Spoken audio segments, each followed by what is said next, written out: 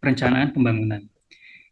Jadi kalau kita berbicara tentang perencanaan pembangunan, berarti ya kita berbicara tentang bagaimana mengaktualisasikan segala sumber daya untuk mencapai tujuan, mencapai rencana yang memang menjadi tujuannya.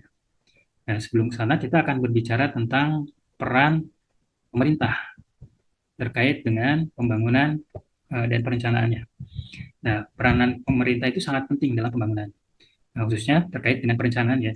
Ada tiga minimalnya, yaitu melakukan efisiensi. Jadi tidak sepenuhnya bahwa eh, pasar ini bisa melakukan efisiensi secara otomatis. Makanya perlu yang namanya intervensi pemerintah. Misalkan apa dalam permasalahan tadi mencegah inflasi gitu ya, itu pemerintah harus hadir di situ. Terjadinya efisiensi pasar harus diintervensi oleh pemerintah. Kemudian yang kedua adalah pemerataan. Nah, jadi menjaminnya pemerataan di berbagai wilayah itu bisa dilakukan oleh pemerintah. Gitu. Jadi mekanisme pasar kadang-kadang tidak bisa membentuk ini secara mutlak. Dan yang ketiga adalah stabilitasi. Jadi harga yang sustain gitu ya. Misalkan kalau kita melihat kasus Bata, Bata itu 1970-an sudah ada. Nah, tahu-tahu sekarang kolaps gitu ya. Akhirnya dia memecat ribuan jumlah tenaga kerja. Nah, salah satu yang menjadi kendala di situ apa? Tidak stabilnya harga bahan baku. Nah, peranan pemerintah lah hadir di sana, gitu ya, untuk bisa menjaga stabilitas harga bahan baku dan harga tenaga kerja juga biasanya. Nah, jadi penting pemerintah hadir dalam proses pembangunan, apalagi di dalam perencanaannya. Karena memang pemerintah juga harus melakukan fungsinya ya dalam perencanaan pembangunan. Nah, perencanaan pembangunan itu sendiri secara definisi setidaknya terkait dengan tiga aspek. Yang pertama adalah proses yang sistematis, yang kedua adalah optimasi sumber daya yang ada. Nah, proses yang sistematis ini maksudnya adalah perencanaan itu harus dimulai dari akhirnya, start from the end, gitu ya. Mana tujuannya nih? Tujuannya adalah misalkan, oh, membangun jembatan. Berarti harus dipersiapkan apa? Nah, dimulai kegiatannya, dimulai optimasi sumber dayanya, berapa nih kebutuhan budget pembangunannya, sumber daya manusia yang harus dihadirkan dalam pembangunan itu berapa. Dan yang ketiga adalah adanya efisiensi dan efektivitas.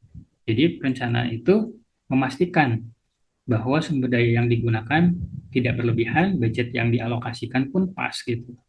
Nah, itulah definisi dari perencanaan pembangunan. Dan jenis perencanaan pembangunan itu minimalnya ada tiga ya di eh, apa termasuk juga di Indonesia gitu. Yang pertama adalah yang jangka panjang atau long term. Dan ini sudah dimulai ya pas zaman era Soeharto itu mereka menggunakan GBHN. Ada yang namanya pembangunan jangka panjang gitu ya 25 tahun. Kalau kita sekarang jangka panjangnya 20 tahun. RPJP gitu ya.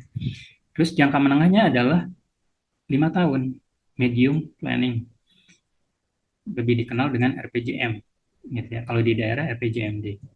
Dan ada yang jangka pendeknya, merupakan penjabaran dari rencana pembangunan jangka menengah, tapi setiap tahunnya, gitu ya. Disebutnya rencana kerja pemerintah atau RENJA. Nah, kemudian siklus perencanaan pembangunan itu minimalnya ada 10 aspek, 10 tahapan gitu ya. Dimulai dari tiga aspek yang penting, yaitu yang pertama adalah penilaian keadaan. Jadi kondisi faktualnya seperti apa? Kita harus menilai kondisinya dulu, gitu ya. Kondisi awal seperti apa, kemudian yang akan dicapai terakhirnya seperti apa gitu ya. Nah, itu harus tahu dulu kondisi awalnya. Jadi kita beranjak dari mana, mau kemana, kita harus tahu dulu, mendefinisikan kondisinya seperti apa. Oh, belum terbangun jembatan. Nah, kalau sudah terbangun nanti seperti apa gitu ya. Nah, terus kemudian penilaian arah. Penilaian arah ini berarti ada perkiraan terhadap indikator makro dari pembangunannya. Misalkan, oh, dengan dibangunnya jembatan itu akan menimbulkan multiplier efek apa aja gitu ya. Nah, terus kemudian diformulasikan tujuan dan sasarannya gitu ya. Nanti tujuannya adalah untuk meningkatkan eh, gejolak ekonomi ketika dibangun, maksudnya peningkatan ekonomi ya ketika sudah dibangun jembatan. Ini penting. Dan keempat, mengkaji alternatif, penetapan prioritas juga gitu ya. Kemudian merumuskan kebijakan, identifikasi programnya, menetapkan anggaran, perkiraan anggaran, indikator kinerja dan rencana tindakannya. Nah, ini penting. Itu terus kalau kita mau merencanakan sesuatu tuh pasti itu dulu. Ya, setidaknya kalau kita misalkan mau berangkat nih, liburan, itu kan kita harus kondisinya kayak gimana nih, jumlah keuangan kita, apa segala macam, berapa budgetnya. Nah, itu kan kayak gitu. Terus kemana aja kita akan, arahnya harus jelas. Seperti itu dan seterusnya. Nah, ini adalah mekanisme eh, perencanaan pembangunan eh, dalam bentuk dokumen perencanaan dan penganggaran.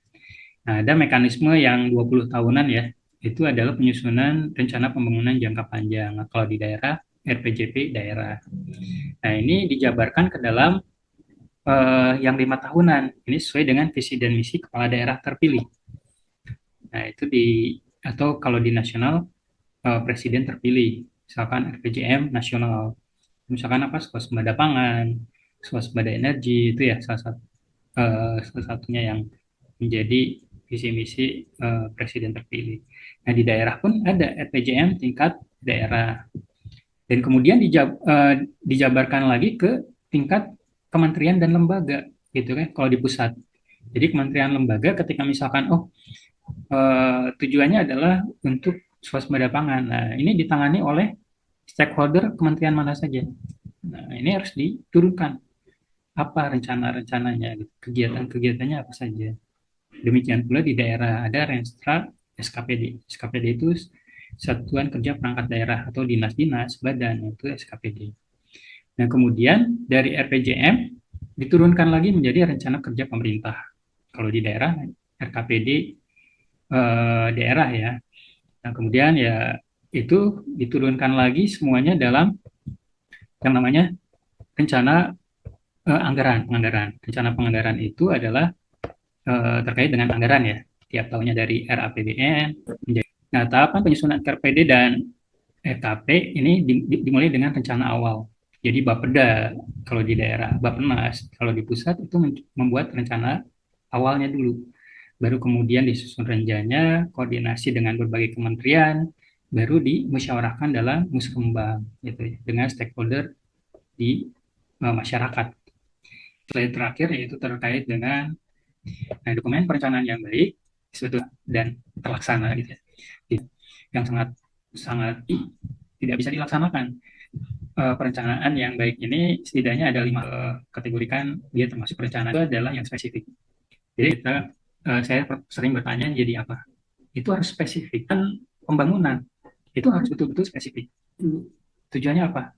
Misalkan kalau kita aja itu masih umum, daya manusia, terus di bidang karena akan menentukan arah ke depannya. Oh, kita pengen jadi, misalkan kemarin sempat ada uh, apa, tapi posisinya di berat ketika kita harus menguasai gitu.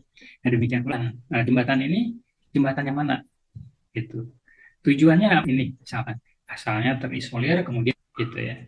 Yang kedua adalah di pencapaiannya harus terukur gitu ya.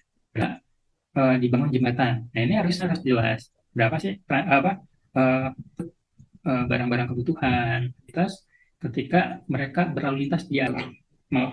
Yang ketiga adalah achievable, dapat dikerjakan gitu ya. Jadi tujuan kegiatan itu misalkan, oh, eh, berarti dia butuh dana yang mencukupi untuk pembangunan cepat gitu. Misalkan hanya dibangun akhirnya sepertiganya, tuntas, achievable. Kegiatan itu relevan dengan tujuan taraf hidup di kedua daerah yang terpisahkan, itu bisa tujuannya gitu. Maka dibangunlah jembatan. Pasti perekonomian juga ya, tidak hanya aktivitas ekonominya lebih berdaya. Uh, Durasi yang ketat dan tepat direncanakan berapa lama, atau kurang dari 1 tahun atau multi years. Forcer yang namanya apa? tadi anggaran tidak ada pembatasan ini berarti perencanaannya bisa juga tidak tercapai tujuannya. Nah, jadi harus yang baik. Ini sama juga ya, ingin jadi apa, berapa, menjadi apa yang kita cita-citakan gitu. Itu kita memulainya dari mana, udah benar belum? Nah, seperti itu ya.